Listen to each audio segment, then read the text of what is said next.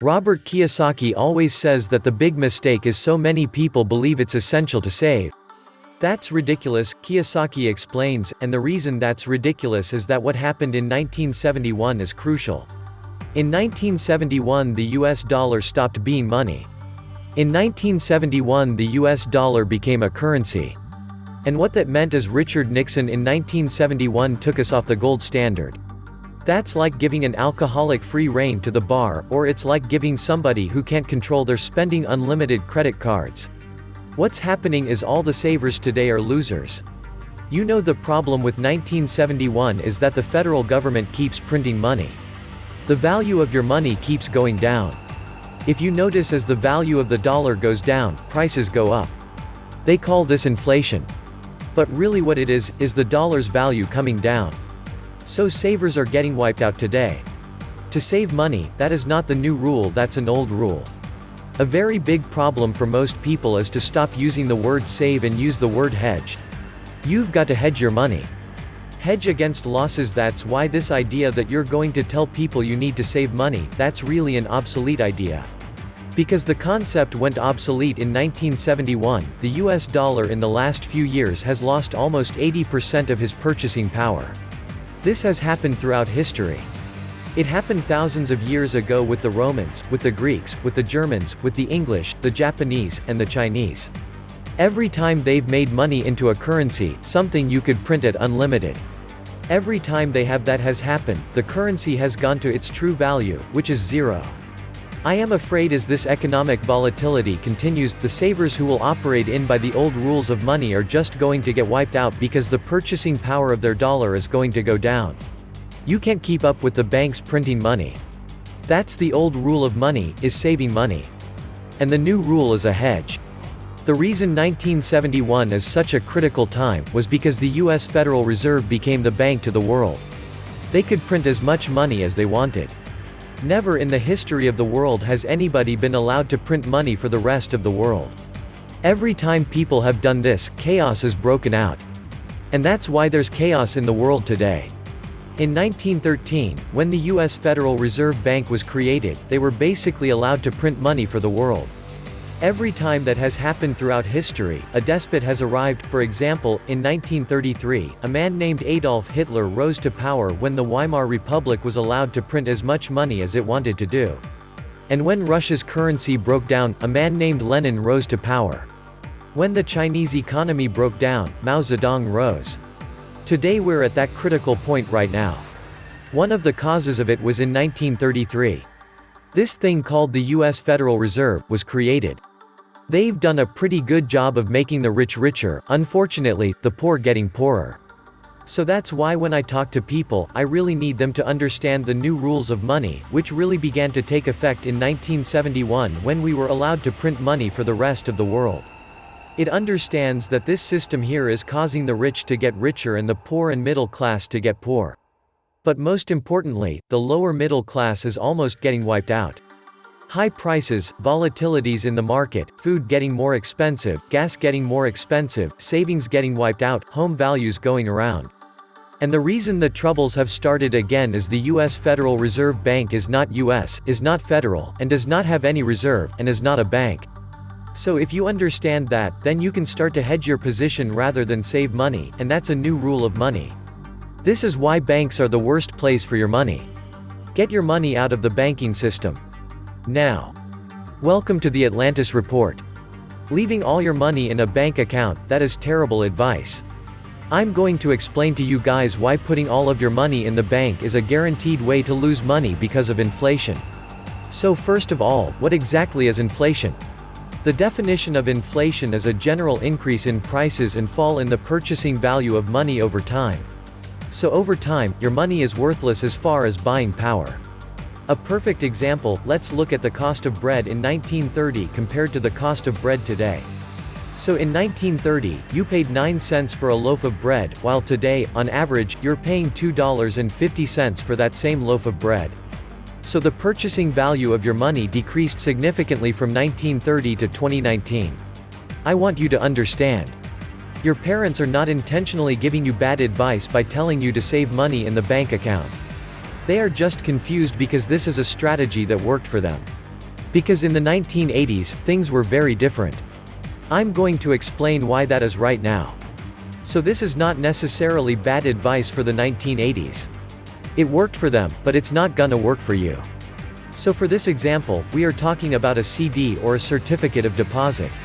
Essentially, you deposit your money, you're not able to touch it for a certain number of years, and as a result, you earn a guaranteed rate of return.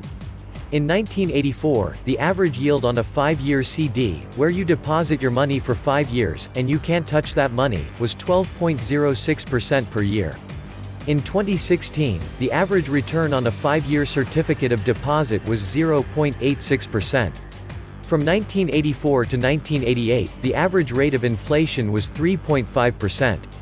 And since 2000, the average rate of inflation has been 2.2%. So let's go ahead and do the math on this. If you had $100,000 at the end of 1983, by 1988, due to the inflation, that $100,000 would have the equivalent buying power of $118,769. Now let's say you took that $100,000 and invested it in a 5-year CD at the beginning of 1984. $100,000 would have been worth $176,707 5 years later. So for that 5-year CD, you made $76,707, but you outpaced inflation by $57,938. That is why your parents give you this advice. Because it worked for them, but it's not gonna work for you. I'm gonna show you why. $100,000 in 2016, based on that 2.2% average rate of inflation since 2000, is the equivalent buying power of roughly $111,495 in the year 2021. Now, if you invest in one of those CDs with a 0.86% return, $100,000 in 2016 will be $104,375 in 2021. Inflation outpaced you by $7,120. But let's say you didn't even put your money in a CD, because most people don't. What most people do is they leave their money in a checking or a savings account. The average return on a checking account is 0.05%. So $100,000 in 2016 at 0.05% per year would be $100,250 by 2021. So while it appears that you made $250, you actually lost $11,245 because inflation outpaced you. I have news for you. The 1980s are over. Anyways, how can you outpace inflation? How can you avoid losing the buying power of your money? The answer is to invest.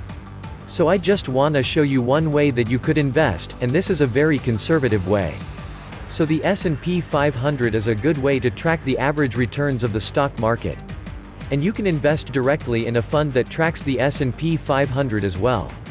So I know a lot of people out there will say things like the stock market is a losing game, or everyone loses money in the stock market. But just to show you that that's incorrect, from 1928 to 2016, the S&P 500 index had a profitable year 74% of the time. Now, there may be short-term corrections where you are down on your money, but you don't sell. You just hold on, and you continue investing. The best strategy when you're investing is dollar cost averaging. So if you wanted to invest in the S&P 500 index, if you were investing in a fund that tracked the S&P 500, you might deposit the same amount every single month into a fund that tracks the S&P 500. So at that point, you're buying shares at a high price, buying them at a low price, and buying them in the middle. So, as a result, this lowers your average price paid per share. Since 1928, the S&P 500 has returned on average 9.8% a year. The only way to outpace inflation is to invest. And by now, I hope you understand that keeping your money in the bank in a checking account, in a savings account, in a CD, is a guaranteed way to lose your money. So you need to make sure you're doing something to outpace inflation. And one of the best ways to do this is investing in a passive index fund. I know people are gonna be skeptical of that 9.8% return because that's based on almost 90 years of data. So I want to give you a real example. So we're gonna take a look at inflation since 2000, and the return of the S&P 500 index since 2000. So since 2000, inflation has averaged 2.2% per year, as we said earlier. So let's take a look at the performance of the S&P 500 index. So on January 1, 2000, the S&P 500 was at 1,425.59, and on January 1, 2017, exactly 17 years later, the S&P 500 was at 2,275.12. So over those 17 years, we saw a 59.5% return on the S&P 500 index. So if you had dumped $100,000 into a fund tracking the S&P 500 index in 2000, you would have $159,500 as of the beginning of 2017. So you outpaced inflation by $14,735. Imagine how much money you would have if you had just left your money in the bank earning a small interest rate. You have to realize that putting your money in the bank is a guaranteed way to lose money. Putting money in the bank account is a guaranteed way to lose money. It is something that people don't understand because your parents are trying to help you. But unfortunately, they're giving you terrible advice by telling you to leave your money in the bank. It's a guaranteed way to lose money, because you are never going to keep up with the rate of inflation, with what the bank pays in savings and checking accounts. Give a man a gun, and he can rob a bank. Give a man a bank, and he can rob the world. This was the Atlantis Report. Please like, share, and subscribe. Thank you.